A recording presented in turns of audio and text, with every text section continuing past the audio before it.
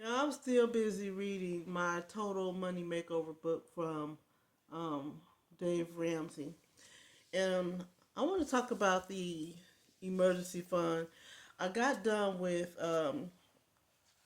chapter 6, which talks about save $1,000 fast, walk before you run. And that $1,000 emergency fund is something that's really hard to come up with. Um, Number one, for me, um, my income is fluctuating right now. I told you guys that I do the gig work. I do Walmart and Instacart, DoorDash as gig work, and I told you all that I also am a caregiver. I also have started my own mobile notary business. So the mobile notary business right now is bringing in roughly about six, maybe $700 a month. Um, I really got to start to pay attention to that because that's in a separate account. It's in a separate business account. So I'm trying to get to the point where I can leave money in that account for the business itself and then pay myself out. So I'm still figuring that part out.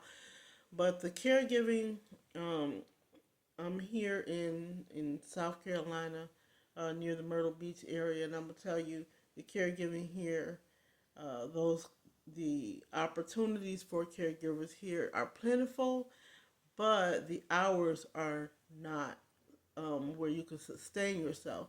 So what I did is I took a caregiving job. I signed up with a couple of different companies, and I decided, okay, I wanted to work in the evening as a caregiver and do my um, deliveries during the day because I don't like to drive at night when I'm doing deliveries. But that's another thing. But what I found when I did that, when I signed up with the caregivers, uh, the caregiving companies, most of these clients around here only need you for 3 hours, maybe 4 hours, and typically um, more during the daytime rather than in the evening. So during the time I would want to do deliveries. And so I said, okay, well, I got to start somewhere. I got to do something. So I started taking the clients like that. But I found out that I gave myself a pay cut because I can make more money doing the um, doing the DoorDash and the Spark and the Instacart than I can doing caregiving.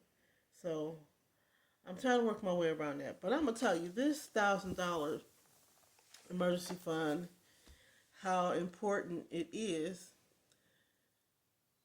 I have an emergency before I can even start getting the emergency fund together. So not only am I working on getting income, I've been applying for different jobs and trying to find something that's going to be able to allow me to work um, weekends and nights and then drive during the day. So, why my car? My alternator. Why I gotta replace my alternator? Now, mind you, I don't have $1,000 emergency fund. I had to go back and stop that to make sure my rent was paid when I lost my caregiving client a couple months back. So they came at me. I took my car in. They came at me and told me it was going to be over $600 to get an alternator done. Well, um, fortunate for me, I do have um, what they call back in the day a street mechanic that works on cars for me, and definitely not at auto repair prices. So that's helping me big time. I still had to come up with a little over $200 to get it done. That's buying the alternator and paying this person to put it on.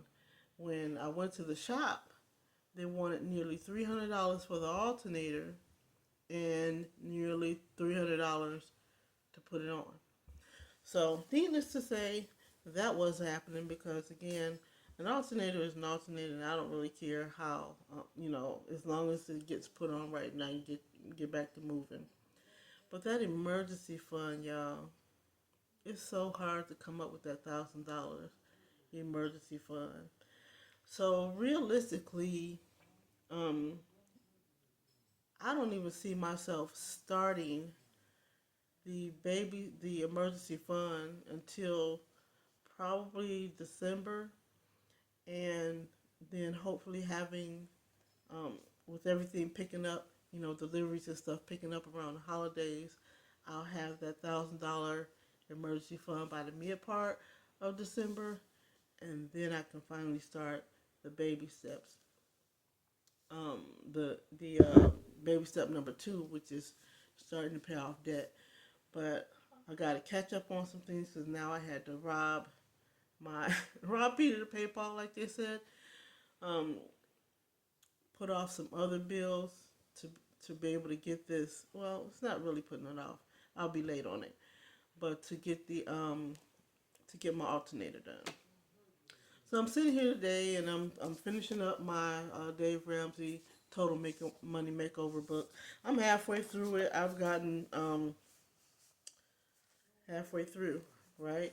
And so I'm going through this right now because I got my mechanic out there putting my alternator on, and so just wanted to come in and tell y'all today. Listen, this is not going to be easy for anybody. So if you struggled, if you're going through getting um, your finances together, and it seems like before you can move forward, you've had a setback, a financial expense that you didn't expect, type in the comments. You know, what challenges are you facing? Trying to get this $1,000 emergency fund together. What emergencies are coming up? What's throwing you off? What's holding you back? Or keeps coming up? You know, what are you doing to overcome that? How are you moving forward? So type that in the comments. Let me know what you guys are doing to get out of debt these days. What's going on in your world? Because my world, you gotta laugh. But I appreciate this Total Money Makeover book because it helps you to understand that things are going to happen. Life is going to happen, and so you're just going to have to you're going to have to stick with it, right? So getting started, I'm just getting started, and every time I go to try to take off, I think I've got a couple things under control.